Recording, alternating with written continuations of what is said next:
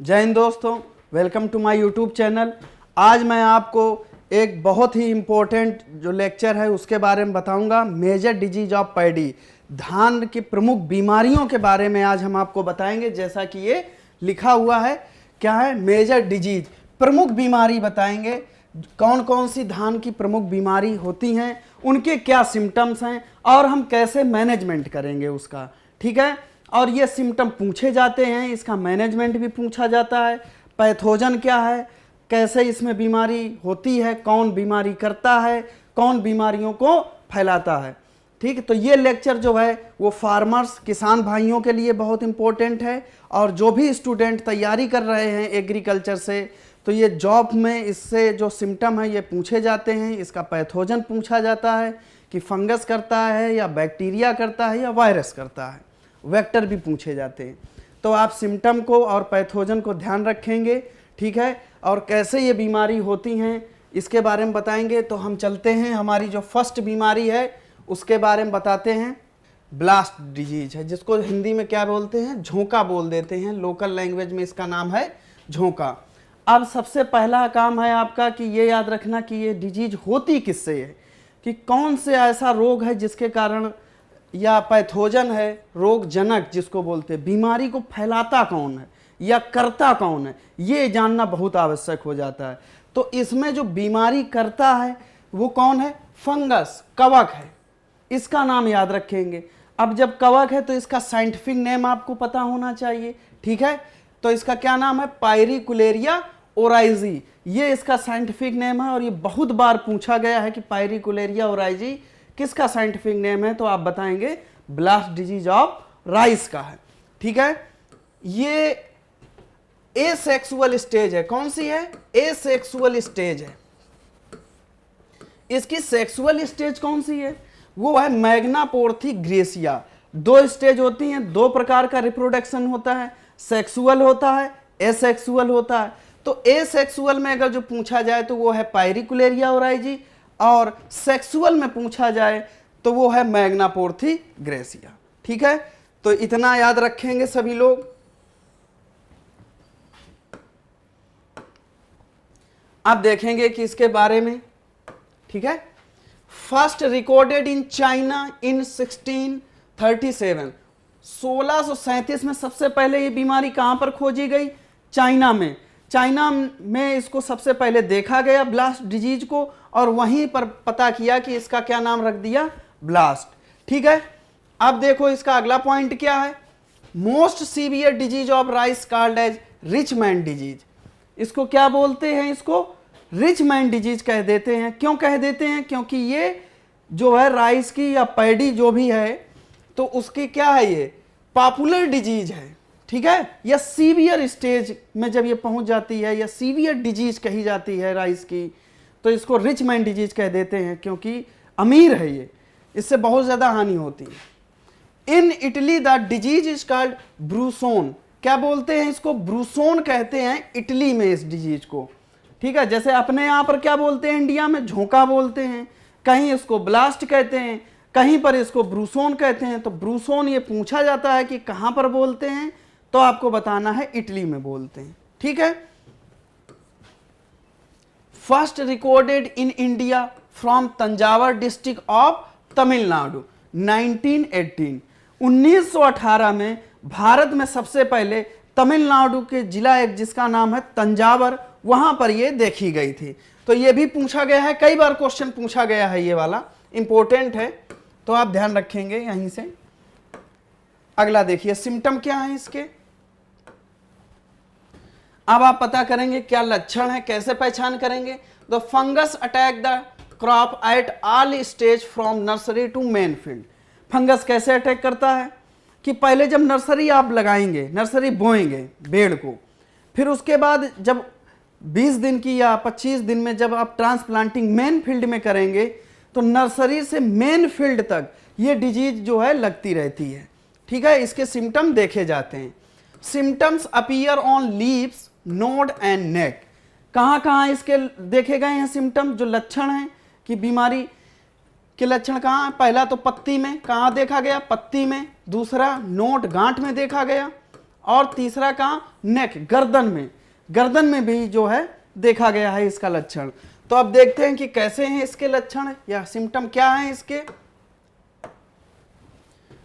तो पत्ती का सबसे पहले देखेंगे, ब्राउन स्पिंडल आई और boat shape lesion on leaf. आंख की तरह, आंख कैसी दिखाई देती है, आंख इस तरह होती है ना। अब बोट से मतलब नाव की तरीके, नाव भी ऐसी ही होती है, बीच में मोटी होती है और अगल बगल किनारे होती है, ऐसी होती। तो ये देखो सिम्टम इसके दिखाई दे रहे हैं, देखो इसके जो मार्जिन है वो क्या है, नैरो है, और जो मिडिल एरिया है इसका वो क्या है, ब्रॉड है थोड़ा सा। तो ये है कि आंख की तरह ये दिखाई देता है। तब आप पहचान कर लेंगे पत्ती देख के कि हमारे में ब्लास्ट लगा हुआ है। And spindle shape spot with grey centre and dark brown margin. कैसा होता है, सेंटर कैसा होगा, ग्रे होगा, और मार्जिन कैसा होगा, ब्राउन होगा। ये देखो यहाँ पर ग्रे सेंटर है और ये ब्राउनिश मार्जिन है। ये लक्षण अगर जो आपको पत्ती पर दिखाई दे तो समझ जाइए कि ब्लास्ट डिजीज लगी हुई है। और ये कई बार सिम्टम पूछा भी गया है क्वेश्चनों में कि eye and boat shape lesion present in leaf, symptom किसका है, तो आप बताएंगे ब्लास्ट डिजीज ऑफ पैडी का। अगला है नोड ब्लास्ट। क्या है, नोड ब्लास्ट, जो गांठ में लगता है। तो जो भी धान होता है, जैसे कि धान है तो धान में ऐसे एक गांठ होती है बीच में, तो उस बीच में जो गांठ है वहां पर अगर जो आपको सड़ा हुआ या कुछ ऐसा जला हुआ सिम्टम दिखाई दे तो आप समझ जाइए क्या है, ब्लास्ट है। Irregular black area that surrounded the node, है ना, अनियमित काला क्षेत्र जो गांठ को घेरे रहते हैं। किसको घेरे रहते हैं, गांठ को, काला, वहां पर एकदम ब्लैक ब्लैक सा दिख जाएगा। ठीक है, ये हो गया नोड ब्लास्ट। अगला है नेक ब्लास्ट, गर्दन झोंका। अब देखो नेक ब्लास्ट या गर्दन का कैसे बताएंगे आपकी धान की क्या गर्दन है। तो हम लोगों में कैसी गर्दन है, यहां से देखो ये हेड है, ये चेस्ट है हमारा, बीच में क्या है, गर्दन है, दिख रही। ऐसे ही धान में जहां से बाली जो आपका है, पैनिकल्स है, वो जुड़ा हुआ होता है, जहां से निकलता है, उसी को बोलते हैं क्या, गर्दन। क्या कहते हैं, गर्दन, नेक बोलते हैं। और वहीं पर अगर जो इस आपका दिखाई दे लेजन तो आप समझ जाइए कि ये नेक ब्लास्ट है। The fungus attack the peduncle which is engirdled and the lesion turn to brownish black. कवक डंठल पर हमला करता है जो कवक से घिरा हुआ होता है और घाव भूरे काले रंग में बदल जाता है। कैसे बदल जाता है, किसमें, भूरे और काले रंग में बदल जाता है। तो आप समझ जाइए कि ये क्या है, नेक ब्लास्ट है। सिम्टम्स अभी दिखा दिए हैं, ठीक है, और इसको समझ लेना अच्छे से। डिजीज साइकिल क्या है, एयरबोर्न डिजीज। देखो आपसे पूछा जाएगा कि डिजीज साइकिल क्या है, तो आप देखो 2-3 प्रकार की डिजीज साइकिल होती है, या तो सीड बोर्न होगा, या सॉइल बोर्न होगा, या एयरबोर्न होगा। तो ये डिजीज कैसी है, एयरबोर्न। अब आपको पता होना चाहिए कि एयरबोर्न क्या है, डिजीज स्प्रेड कैसे होती है, हवा के माध्यम से, या बीज में पहले से होती है, या सॉइल से फैलती है। तो इसके फंगस के स्पोर कहां पर होते हैं, या कोनिडिया जो हैं वो कैसे फैलते हैं, हवा के थ्रू फैलते हैं। ठीक है, हवा के थ्रू फैलते हैं, जिसके कारण ये एयरबोर्न कहलाती है। तो ये आप ध्यान रखेंगे, ये कैसी है, वायु जनित है। अगला है मैनेजमेंट। अब आप इस बीमारी का मैनेजमेंट, प्रबंध कैसे करेंगे, ये हम आपको बताएंगे। तो सबसे पहला मैनेजमेंट आप यही करेंगे कि रेसिस्टेंट वैरायटी। रेसिस्टेंट वैरायटी का मतलब ये है कि हम वो किस्मों को बोएंगे, कौन सी किस्म, जिसमें बीमारी ना लगती हो, वो प्रतिरोधी हो। जैसे कुछ लोगों को क्या होता है कि बीमारी जल्दी पकड़ लेती है, लेकिन कुछ लोग ऐसे होते हैं कि जिनको बीमारी वो लगती ही नहीं है। तो हम क्या करेंगे कि ऐसी किस्मों का चयन करेंगे, बोएंगे, जिसमें ये बीमारी ना लगती हो। उन कुछ किस्मों के नाम दिए गए हैं जो कि बहुत बार पूछे गए हैं। फाल्गुना वैरायटी बहुत बार पूछी गई है, टिकाना वैरायटी, जया और रत्ना, ये रेसिस्टेंट वैरायटी हैं जिसमें बीमारी नहीं लगती है। अगला है बायोलॉजिकल कंट्रोल कैसे करेंगे। तो ट्राइकोडर्मा विरिडी का प्रयोग करके हम इसमें बायोलॉजिकल कंट्रोल करेंगे। देखो, अगर जो इंसेक्ट में पूछा जाए तो ट्राइकोग्रामा होता है, और डिजीज में पूछा जाए तो ट्राइकोडर्मा होता है, और वीड में इंसेक्ट पूछा जाए तो जाइगोग्रामा होता है। ठीक है, तो इसमें ट्राइकोडर्मा कहेंगे। केमिकल कंट्रोल, अगर जो आपका फिर भी मैनेजमेंट नहीं हो रहा है, बहुत ज़्यादा सीवियर स्टेज में डिजीज हो चुकी है, तब आप क्या करेंगे कि केमिकल कंट्रोल करेंगे। क्लोरोथायोलिन ये जो है आपका, इसका प्रयोग करेंगे, ट्राइक्लोरोजोड का प्रयोग करेंगे, और कार्बनडाजिन का प्रयोग करेंगे।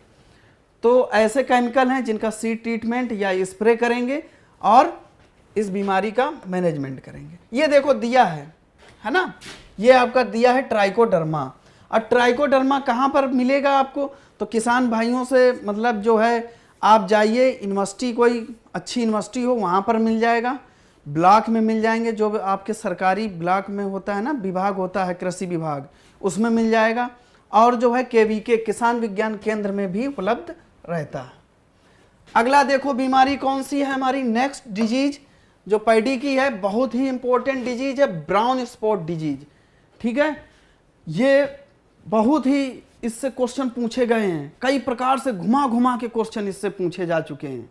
ठीक है, तो कैसा भूरा धब्बा रोग, पैथोजन क्या है, फंगस है, किसके द्वारा हो रही, फंगस के द्वारा। तो ये भी पूछा जा सकता है कि ये बीमारी किसके द्वारा होती है, तो फंगस है, बैक्टीरिया है, वायरस है, या निमेटोड है, तो आपको फंगस लगाना है।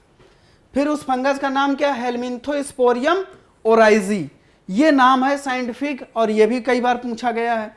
ये एसेक्सुअल स्टेज है, कौन सी है, एसेक्सुअल है। अगली सेक्सुअल स्टेज कौन सी है, कोक्लियोबोलस मियाबिनस, ये आपकी जो है कोक्लियोबोलस मियाबिनस जो है सेक्सुअल स्टेज है। तो आप इतना जान गए, आगे चलते हैं, इसमें और जानकारी क्या है। अब देखो, first reported in India was made by सुंदर रमन फ्रॉम मद्रास इन 1990। जो सुंदर रमन थे, उन्होंने सबसे पहले मद्रास में 1919 में यह बीमारी का पता लगाया था भारत में।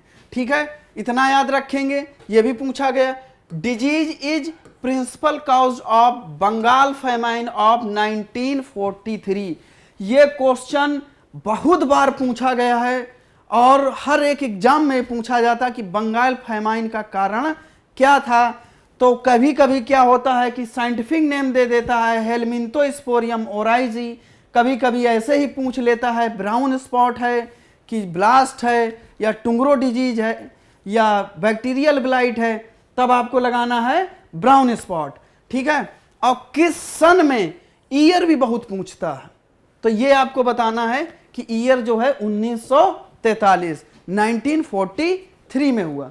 अब ये देखिए आप, बहुत सारे लोग उसमें जो है परेशान हो गए थे, काफ़ी लोग, फैमाइन का मतलब ही है अकाल, और बहुत ज़बरदस्त अकाल पड़ा था इसके कारण, क्योंकि बंगाल की जो मेजर क्रॉप है वो है पैडी, वहाँ पर धान सबसे ज़्यादा होता है, और धान ही वहाँ का ख़त्म हो गया, तो आप समझ सकते हैं कि वहाँ के लोगों पर क्या बीती होगी।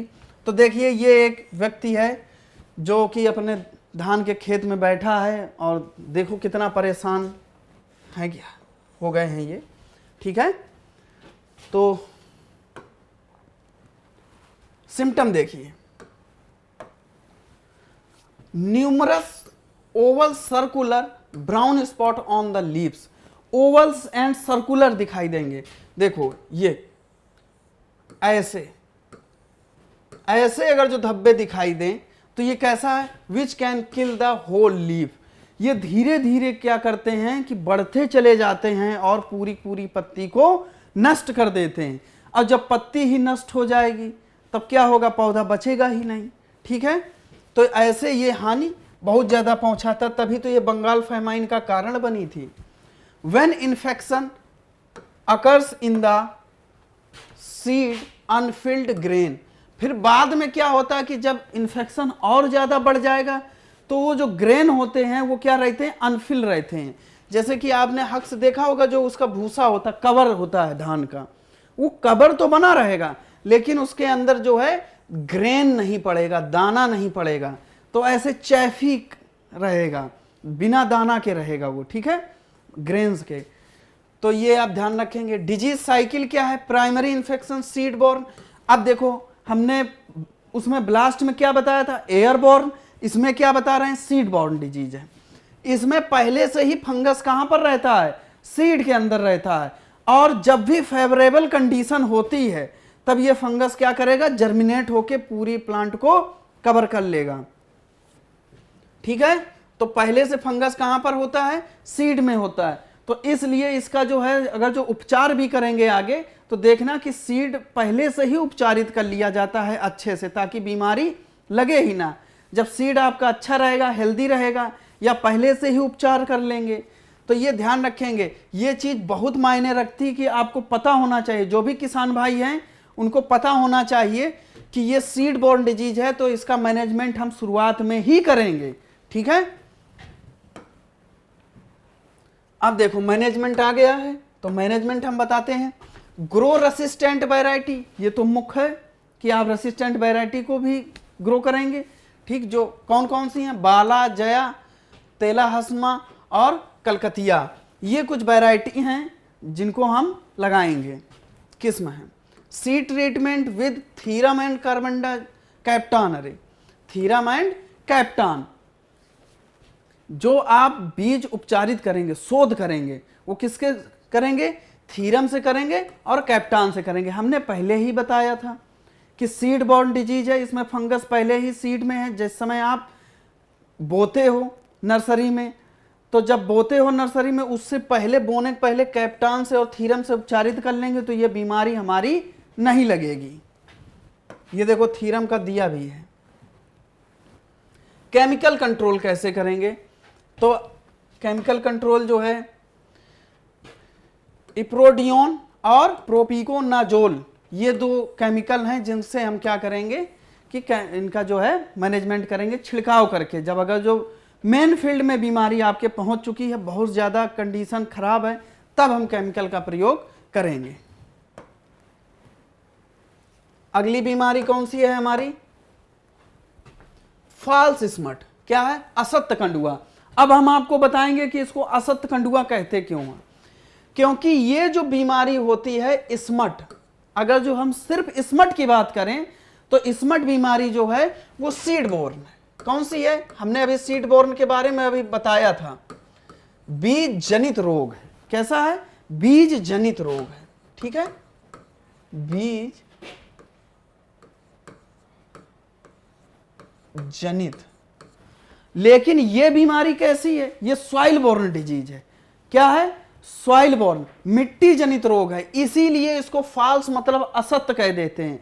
ज्यादातर स्मट जो होते हैं वो कैसे होते हैं? स्मट कैसे होते हैं आपको बताया था हमने, सीड बोर्न होते हैं। लेकिन ये स्मट कैसा है? ये सॉइल बोर्न है, इसीलिए इसको असत्य बोल देते हैं। अब देखो ये किसके द्वारा होता है? फंगस के द्वारा। उस फंगस का नाम क्या है? अस्टिलागोनोइडिया वायरेसेंस, ठीक है। ये आपका फंगस हो गया। इसकी सेक्सुअल स्टेज कौन सी हो जाएगी? Claviceps oryzae. और इसकी सेक्सुअल स्टेज बहुत बार पूछी गई है, क्लेविसेप्स ओराइजी।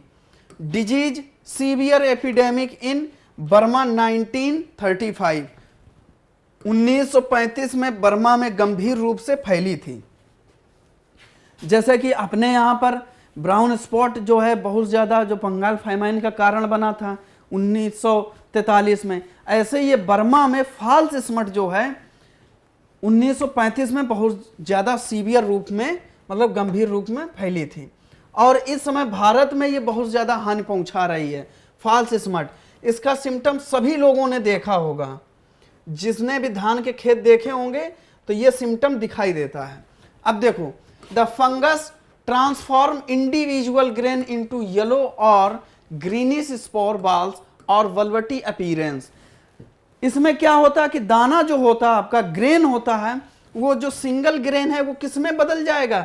ग्रीनिश और स्पोर में, और कैसा? येलो कलर में भी बदल जाता है। ग्रीनिश येलो कलर लिए रहता है ये। अब बाद में जब ये यही येलो कलर और ग्रीनिश रहता है शुरुआती में, अब बाद में ये कैसा हो जाएगा? ब्लैक कलर में बदल जाएगा। अब ब्लैक कलर में जब बदलेगा तो ये फट जाएगा और ये हवा में या मिट्टी में हर जगह फैल जाएगा। ठीक है, तो ऐसा अगर जो आपको दिखाई दे तो आप समझ जाइए ये क्या है, फॉल्स स्मट है। Spore balls are caused by membranes which burst further growth. क्या करेगा, जो ये मेम्ब्रेन में एक बंद होता है तो क्या होता, फट जाता है और बाद में ये आगे बढ़ जाता, फैलता रहता है। डिजीज साइकिल, अब देखो वहीं पर आ गए। Primary infection soil borne disease, ये कैसी है, सॉइल बॉर्न है, इसीलिए इसको क्या बोल देते हैं, फॉल्स स्मट कह देते हैं। क्या कह देते हैं, फॉल्स स्मट कह देते हैं। अब इसका मैनेजमेंट कैसे करेंगे, use of disease free seed. तो सबसे पहला काम यही है कि आप कोई भी सीड लीजिए तो उसको क्या होना चाहिए, डिजीज फ्री होना चाहिए। ठीक है, सीड ट्रीटमेंट विद कार्बेंडाजिन 2 ग्राम पर केजी ऑफ सीड, 2 ग्राम की दर से, प्रति किलोग्राम की दर से क्या करेंगे, कार्बेंडाजिन से हम ट्रीटेड करेंगे। ठीक है, अब देखो ये बीमारी लगती कब है, पहला तो ये है कि इसमें टाइमली सोइंग करेंगे। हम जब टाइमली सोइंग करेंगे तब कैसे होगा इसका मैनेजमेंट, हम बताते हैं। इस डिजीज को ग्रो करने के लिए इस फंगस को टेम्परेचर चाहिए होता है 25 से 35 डिग्री सेंटीग्रेड। ठीक है, और उसके बाद में और क्या, हल्की सी बारिश होती रहे। तो ये टेम्परेचर कब मिलता है, जब हमारा जो है लेट वैरायटी बोते हैं, जब ठंडी आने वाली होती है, तो अभी ये बीमारी क्या होती है, फैलती है खेत में। अगर जो हम टाइमली सोइंग कर देंगे तो वो टेम्परेचर उसको मिल नहीं पाएगा, और वो ह्यूमिडिटी, इसमें ह्यूमिडिटी कितनी होनी चाहिए, मोर देन 90%। तो वो ह्यूमिडिटी, वो टेम्परेचर मिलेगा नहीं, जिससे ये फंगस ग्रो कर नहीं पाएगा और आपकी फसल बच जाएगी। और इसमें जुडिशियस यूज फर्टिलाइजर, जो भी हम नाइट्रोजनस फर्टिलाइजर डालते हैं, जैसे कि यूरिया हो गया, तो क्या करेंगे कि ज़्यादा मात्रा में नहीं डालेंगे, थोड़ी कम ही डालें, लेकिन ज़्यादा ना होने पाए। ठीक है, अगला क्या है, removal of infected plant debris. जो भी आपके इन्फेक्टेड प्लांट हैं या खरपतवार बचा हुआ है उसको क्या करेंगे, निकाल देंगे। ऐसे निकाल देंगे कि एक तरीके से ये समझ लो, जो भी बीमार पशु होता है या इंसान होता है उसको क्या करते हैं, अलग ही तो रखते हैं, या हेल्दी जो जहाँ पर अच्छा वातावरण है वहाँ से क्या करेंगे, हटा देंगे। ऐसे ही इसमें करते हैं कि जिस पौधे में बीमारी लगी होगी हम उसको हटा देंगे। अगला पॉइंट क्या है मैनेजमेंट का, spraying of copper oxychloride at 2.5 gram per litre और propiconazole at a 1 ml litre at the boots leaf and milky stage. जब बूट्स लीफ या मिल्की स्टेज पर हम क्या करेंगे कि ये जो हमारा है कॉपर ऑक्सीक्लोराइड, इसका हम स्प्रे कर देंगे। ठीक है, अगला देखो, अगली बीमारी हमारी कौन सी है, टुंगरो। ये भी एक इंपॉर्टेंट डिजीज है धान की। अब देखो इसका पैथोजन क्या है, वायरस। किसके द्वारा हो रही, वायरस के द्वारा, विषाणु के द्वारा हो रही है। Vector green plant hopper. देखो बीमारी करता कौन है, वायरस करता है, लेकिन फैलाता कौन है, ग्रीन प्लांट हॉपर निफोटेटिक्स वायरेसेंस। कैसे फैलाता है, जैसे ह्यूमन में डेंगू होता किसके कारण है, वायरस के कारण होता है। लेकिन कहते हैं कि मच्छरों से सावधान रहें, मच्छर के काटने से हमको क्या बचना चाहिए कि मच्छर ना काट पाए। लेकिन उस वायरस को फैलाता कौन है, डेंगू वायरस को वो फैलाता कौन है, मच्छर, मॉस्किटो फैलाता है। ऐसे ही इसमें बीमारी करता कौन है, वायरस, लेकिन फैलाता कौन है, ग्रीन प्लांट हॉपर। और यही इंपॉर्टेंट है, यही पूछा जाता है, निफोटेटिक्स वायरेसेंस। जैसे कि स्टंट है, इसी में ग्रासी स्टंट बीमारी है, उसको ब्राउन प्लांट हॉपर फैलाता है। सिम्टम देखिए, लक्षण क्या हैं, infection occurs both in the nursery and in the main field. कहाँ कहाँ पर, नर्सरी में भी होगा और कहाँ, मेन फील्ड में भी होगा। प्लांट आर मार्केटली स्टंटेड, छोटा रह जाएगा। कैसा हो जाएगा प्लांट आपका, छोटा हो जाएगा। Stunting is more severe on sustainable variety and slightly on more resistant variety. क्या होगा कि जैसे कि आप सस्टेनेबल, जिसमें जिस वैरायटी में ये बीमारी ज़्यादा लगती हो तो उसमें क्या होगा कि ज़्यादा छोटा हो जाएगा पौधा, और जैसे आप रेसिस्टेंट वैरायटी जो प्रतिरोधी किस्में हैं उनको बोएंगे तो पौधा कम छोटा रह जाएगा। ठीक है, तो इसीलिए प्रतिरोधी किस्मों को ही बोना चाहिए अगर जो आपके खेत में ये बीमारी लगी हुई है। तो leaves show yellow to orange discolouration and interveinal chlorosis, कैसी हो जाएगी पत्ती, इसमें हमने आपको पीछे दिखाया भी था कि पत्ती कैसी पीली हो जाएगी। ठीक है, और डिस्कलर मतलब कि सफेद सफेद दिखाई देगी, येलो येलो दिखाई देगी। पौधा कैसा होता है, ग्रीन होता है, लेकिन दिखाई कैसा देगा, येलो कलर का। इंटरवेनल क्लोरोसिस दिखाई देगी, वेन के अंदर का भाग पीला होगा। अब देखो हमने, अब इसमें देखिए ये पत्तियां दिखाई दे रही हैं आपको येलो कलर की। ठीक है, ये है, अब देखो ये वेक्टर है, green plant hopper cause yield loss up to 68%, इसमें जो है 68% तक हानि होती है, लगभग 70% पहुंच गया तो बचे ही क्या धान में। ठीक है, अगला क्या है, tungro infected plant can be chemically identified by iodine test, जैसे कि अगर जो आपको टेस्ट करना हो कि ये प्लांट में डिजीज है कि नहीं है तो आप आयोडीन टेस्ट से पता कर सकते हैं। मैनेजमेंट कैसे करेंगे, अब अगर जो इस बीमारी का मैनेजमेंट करना है तो आपको सबसे पहले क्या करना होगा कि जो वेक्टर है उसका मैनेजमेंट करना होगा। किसका मैनेजमेंट करना होगा, वेक्टर का। तो destroy weed host of the virus and vector, तो सबसे पहले कि होस्ट को खत्म करेंगे जिसमें वो सरवाइव कर रहा है। होस्ट मतलब ये है कि धान तो हमारी मुख्य क्रॉप हो गई, ठीक, अगल बगल जो घास लगी होती है जिसमें क्या करते हैं कि वायरस और वेक्टर दोनों उपलब्ध रहते हैं, तो हम क्या करेंगे, फील्ड सैनिटेशन करेंगे, फील्ड को साफ रखेंगे, चारों तरफ की घास को उखाड़ देंगे।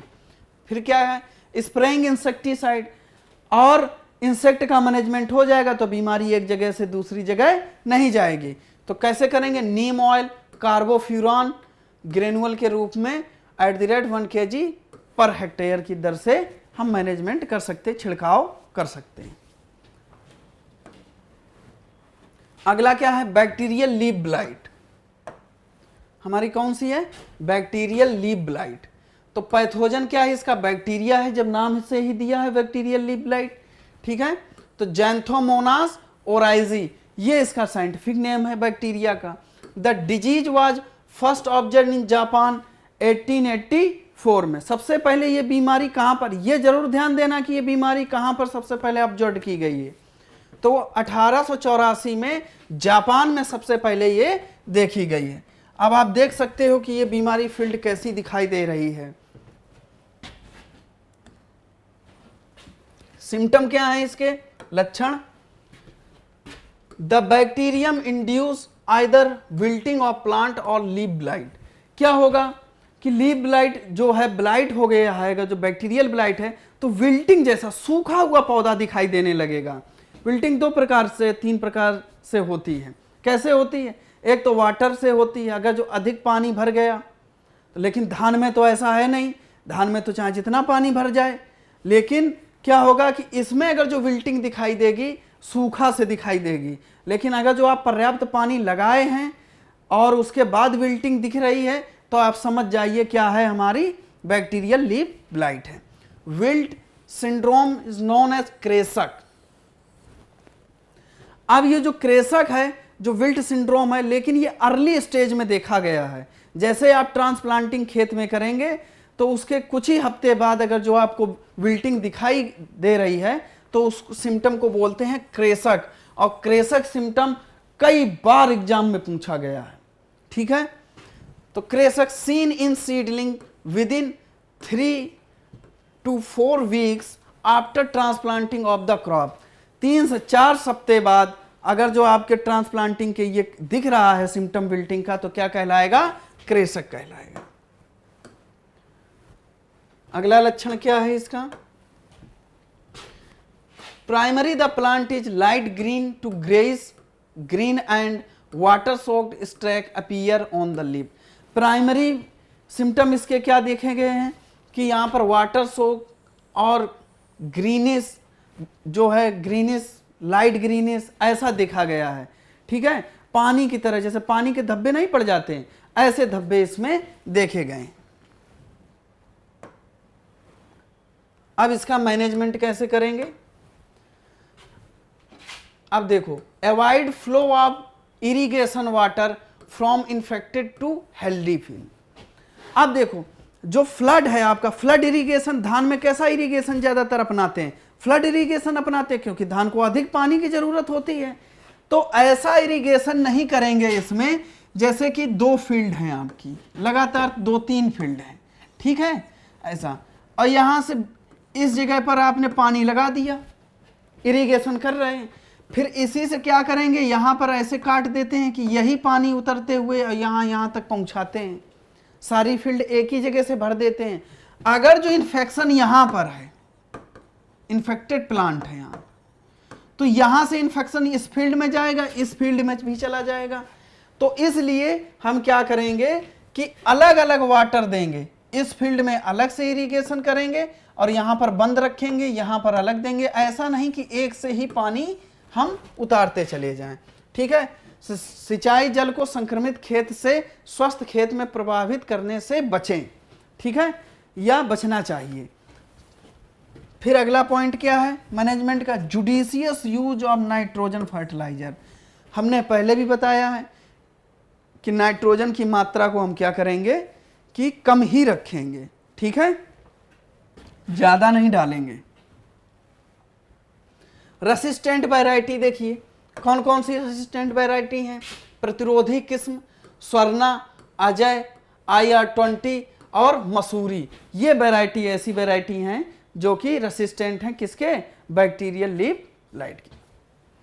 केमिकल कंट्रोल, फाइटोमाइसिन, स्ट्रेप्टोमाइसिन और कसूमिन, ट्राइक्लोरोजोल, ये जो है केमिकल हैं कुछ, जिसके द्वारा हम मैनेजमेंट कर सकते हैं अगर जिसका स्प्रे मेन फील्ड में करें तो।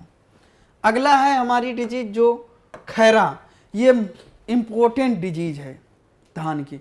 इसके बिना अभी तक एग्रीकल्चर का कोई पेपर बना ही नहीं जिसमें धान का खैरा डिजीज ना पूछा गया हो, ठीक है। तो इसको इंटरनेशनल क्वेश्चन घोषित कर देना चाहिए, या नेशनल तो कर ही देना चाहिए कि भारत में जितने भी एग्जाम हुए हैं उन सब में खैरा बीमारी जो है बहुत पूछी गई कि किसकी कमी से होती है, तो जिंक की डिफिशियंसी से होती है। तो आप देखिए खैरा बीमारी क्या है? Due to zinc deficiency. Zinc की मात्रा जब कम होती है तो ये बीमारी हो जाती है, और बहुत सीवियर रूप में क्या है, पूरा धान खत्म हो जाता है, फिर उसमें जो है अच्छा प्रोडक्शन नहीं होगा धान का। अब देखो, डॉक्टर YN ने first discovered the Khaira disease of rice at Pantnagar university of Uttarakhand. सबसे पहले YN ने क्या किया था? इस डिजीज को कहां पर खोजा था? भारत में उत्तराखंड के पंतनगर यूनिवर्सिटी में उन्होंने खोजा था, ठीक है। ये ध्यान रखेंगे। Symptoms, usually in nursery chlorotic और येलोइश पैचेस। नर्सरी में क्या देखा गया? जिस समय नर्सरी में धान होता है, जब मेन फील्ड में नहीं लगाया गया, रोपण ना किया गया हो, उस समय क्या होगा? क्लोरोटिक होगा, येलो कलर का दिखाई देगा, ठीक है, और येलो उसमें पैचेस मतलब धब्बे दिखाई देंगे। At leaf base on the both side of midrib, और क्या कि पत्ती के दोनों तरफ जो है इसके धब्बे दिखाई देंगे। Affected plant light yellow spot appear on the leaf. जो भी प्लांट अफेक्टेड होगा वो कैसा होगा? लाइट येलो कलर, मतलब हल्का पीला रंग का होगा, ठीक है। ये देखो दिखाई भी दे रहा है यहां पर, यही सिम्टम आपको दिखाई देगा पूरी फील्ड में। Management, spray zinc sulphate at 5 kg प्रति हेक्टेयर। क्या करेंगे? अगर जो जैसे कि स्प्रे करना है, आपको मैनेजमेंट करना है स्प्रे के द्वारा, तब आप 5 किलो जो है प्रति हेक्टेयर में उसका स्प्रे करेंगे। Application of zinc sulphate at the rate 25 kg प्रति hectare at the time of sowing in zinc deficient soil. अगर जो आपको मालूम है कि जो जिंक डिफिशियंट सॉइल है आपकी, ठीक है ना, जिंक की कमी है, तो ये देखो लिखा है at the time of sowing in zinc deficient soil, कितना 25 किलो जिंक सल्फेट हम पहले ही डाल देंगे, सोइंग के पहले, ट्रांसप्लांटिंग के पहले फील्ड में डाल देंगे तो ये बीमारी नहीं आएगी। क्योंकि ये बीमारी आती कैसे है, जिंक की कमी से आती है। तो जब हम सॉइल में अपनी मृदा में पहले से ही जिंक डाल देंगे ट्रांसप्लांटिंग धान लगाने के पहले, तो ये बीमारी आएगी ही नहीं, ठीक है, हम कमी होगी ही नहीं हमारी फील्ड में जो है जिंक की। अगला डिजीज कौन सा है हमारा, बकैनी, और ये भी डिजीज बहुत पूछी जाती है। बकैनी डिजीज फूट रॉट इसको बोलते हैं, ठीक है। पैथोजन क्या है इसका, फंगस है, और उसका नाम क्या है, जिब्रेला फ्यूजिकोराई। ये याद रखेंगे आप, इसका क्या नाम है, जिब्रेला फ्यूजिकोराई। जिब्रेलिन इसी से बनाया गया है, जो कि आपका हार्मोन ना, ग्रोथ हार्मोन है, जो ग्रोथ के लिए डाला जाता है कि ताकि फ्रूट का साइज बढ़ जाए। तो वो जिब्रेलिन जो है जिब्रेला फ्यूजिकोराई से ही निकाला गया है। अब देखो यहीं से आप सिम्टम इसका पहचान लेंगे, क्योंकि इसमें जिब्रेला होता है ना, तो उसी से जब जिब्रेलिन निकाला गया है तभी तो क्या करेगा, पौधे की ग्रोथ को इंक्रीज कर देगा, ठीक है।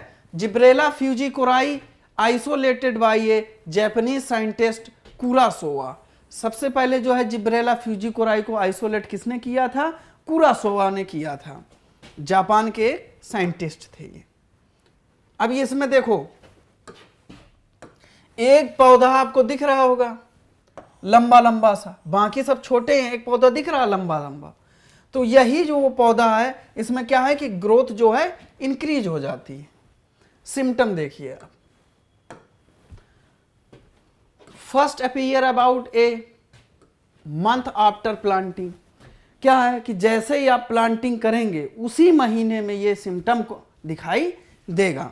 Infected seedling appear to taller, क्या है हमने बताया था, क्या होगा अपीयर टू टेलर, अधिक दिखाई देगी, ठीक है ना, अधिक ऊंचाई पर होगा। मोर सिलेंडर, और कैसी होगी, सिलेंडर होंगी इसकी पत्तियां और पौधा इसका। एंड स्लाइटली क्लोरोटिक, कैसी होगी, हल्की पीली रंग की होगी। When compare to healthy seedling, जो आपका धान का पौधा है, हेल्दी पौधा है, स्वस्थ पौधा है, उससे ये पौधा थोड़ा सा बड़ा और येलो कलर का सिलेंडर गोल गोल दिखाई देगा। तब आप समझ जाइए कौन सी बीमारी है, ये बकैनी डिजीज है। ये जो उत्तर प्रदेश के इटावा वाले क्षेत्र में ये बीमारी अधिक देखी जाती है। मैनेजमेंट, प्रबंध कैसे करेंगे इसका हम, तो यूज क्लीन सीड, ये तो सबसे पहला है कि आप हेल्दी और क्लीन सीड ही बोएं, ठीक है। दूसरा, use salt water to separate lightly infected seed during soaking. तो क्या होगा कि जैसे ही जो लाइट वेट का होगा आपका सीड, वो जैसे साल्ट वाटर में आप डालेंगे तो क्या होगा कि वो ऊपर आ जाएगा और उसको हम सेपरेट कर लेंगे, जो अच्छा होगा तो नीचे रहेगा, ठीक है। भिगोने के दौरान हल्के संक्रमित बीजों को अलग करने के लिए नमक के पानी का उपयोग करेंगे। ऐसे आप मैनेजमेंट कर सकते हैं, बहुत अच्छा है, सरल तरीका है मैनेजमेंट करने का। Using fungicide to treat seed, हम फंजीसाइड का यूज करके क्या करेंगे, सीड को ट्रीटेड कर लेंगे। बेंजीमेडाजोल, फंजीसाइड एंड कार्बेंडाजिन, इन दो केमिकल का यूज करके हम बीज को उपचारित कर सकते हैं। तो ये हमारी कुछ इंपॉर्टेंट डिजीज थी जिनके हमने सिम्टम्स, मैनेजमेंट, पैथोजन सभी को बता दिया है, और इसको जो है आप अच्छे से पढ़िए। मिलते हैं हम नेक्स्ट लेक्चर में। जय हिंद।